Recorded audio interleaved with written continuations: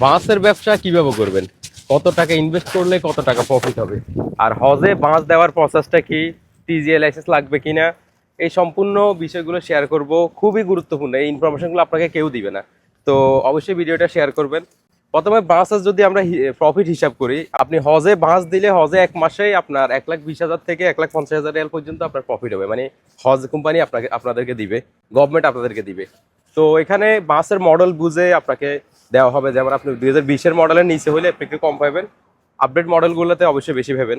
আর এটা ছাড়া রমজানে আপনাদের অ্যারাউন্ড 50 থেকে 60,000 রিয়াল আপনারা ইনকাম করতে পারবেন এক মাসে। রমজান রমজান এবং হজ এই দুটো হচ্ছে সিজনাল। এই বাস সৌদি আরবের 90% বাসগুলো এই দুই সিজনে কাজ করে, আর সারা বছর এরা কোম্পানিরা বাস বসায় রাখে, মানে কোনো কাজ করে না। অন্যান্য কিছু কিছু আছে যা অন্যান্য বছরও ওরা উমরার ভাড়া বা উমরার কাজে লাগায় বা অন্য কাজে লাগায়।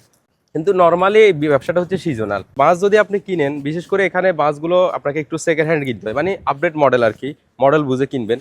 তো আপনি 3 লাখ রিয়াল থেকে, মানে 2 লাখ রিয়াল থেকে 4 লাখ 5 লাখ পর্যন্ত আপনি কিনতে পারেন। বেশিরভাগই সৌদিতে হজে ব্যবহৃত হয়, বা বেশিরভাগই যেটা চলে সেটা হচ্ছে বোনলাক, নাম করা একটা ব্র্যান্ড। তো এই ব্র্যান্ডের 23-24-এর মডেল আপনি 2 লাখ রিয়াল থেকে 2.5 লাখের ভিতরে আপনি পেয়ে যাবেন। তো আপনি যত টাকা ইনভেস্ট করতেছেন সেটা আপনার অলমোস্ট 1 বছরের ভিতরে কিন্তু আপনার রিটার্ন আসতেছে, মানে চলে আসতেছে বাসের যে মূলধনটা।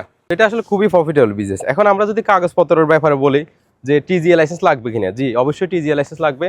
আপনি টিজিএ লাইসেন্স থাকলে আপনি বাস নামাইতে পারবেন। মিনিমাম 5টা বাস আপনার টিজিএ লাইসেন্সের উপরে ট্রান্সফার করতে হবে। টিজিএ লাইসেন্স করার পরে আপনার 2 মাসের মেয়াদ থাকে। 2 মাসের ভিতরে আপনি 5টা বাস ট্রান্সফার করার পরে আপনার 3 বছরের জন্য টিজিএ রিনিউ হয়ে যাবে। তবে আরেকটা বিষয় আছে এখানে, সেটা হচ্ছে আপনার টিজিএ লাইসেন্স আপনাদের কাছে 5টা বাস থাকলেও আপনি হজে বাস দিতে পারবেন না। হজে বাস দিতে হলে আপনাকে মিনিমাম 50টা বাস নিতে হবে। তো 50 বাস তো সচরাচর কেউ নিতে পারবে না। তো এই কারণে আপনাকে একটা কাজ করতে হবে। থার্ড পার্টি অনেক কোম্পানিরা আছে যাদের 50টার উপর বাস আছে, মানে অনেক অনেক বাস আছে। তো ওদের সাথে কোলাবরেট আর কি, আপনি ওদেরকে দিয়ে দিবেন। তো ওরা এখানে সার্ভিস ফি 5,000 থেকে 10,000 রিয়াল এক্সট্রা নিব। তো ওরা আপনার বাস হজ কোম্পানিকে দিয়ে দিব, মানে ওদের সাথে একসাথেই ওদের সাথে এগ্রিমেন্ট করে দিয়ে দেওয়ার পরে। তো সচরাচর বাসের কাজগুলো সবাই এভাবে করে। অনেক আছে আমার পরিচিত, বিশেষ করে পাকিস্তানি অনেক ভাই আছে যারা এগুলোর সাথে অলরেডি জড়িত। ওরা দেখা যায় একটা বাস কিনে, 2টা বাস কিনে এভাবে হজ কোম্পানির কাছে দিয়ে দেয়। আর সারা বছর এরা পারলে কিছু করে, না পারলে না করে, শুধু হজের ইয়াটা মানে হজে কাজ করে, ব্যাস সিজনাল কাজ করে।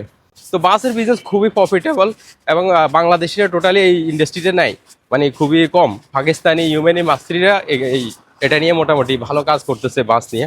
তো আমি চাইতেছি বাংলাদেশিরা, আপনারা যারা ব্যবসায়ী আছেন, ইনভেস্টর আছেন, আপনারা চাইলে কিন্তু এই ইন্ডাস্ট্রিতে আসতে পারেন। সৌদি আরবে এটা খুবই খুবই প্রফিটেবল, এখানে রিস্ক খুবই কম।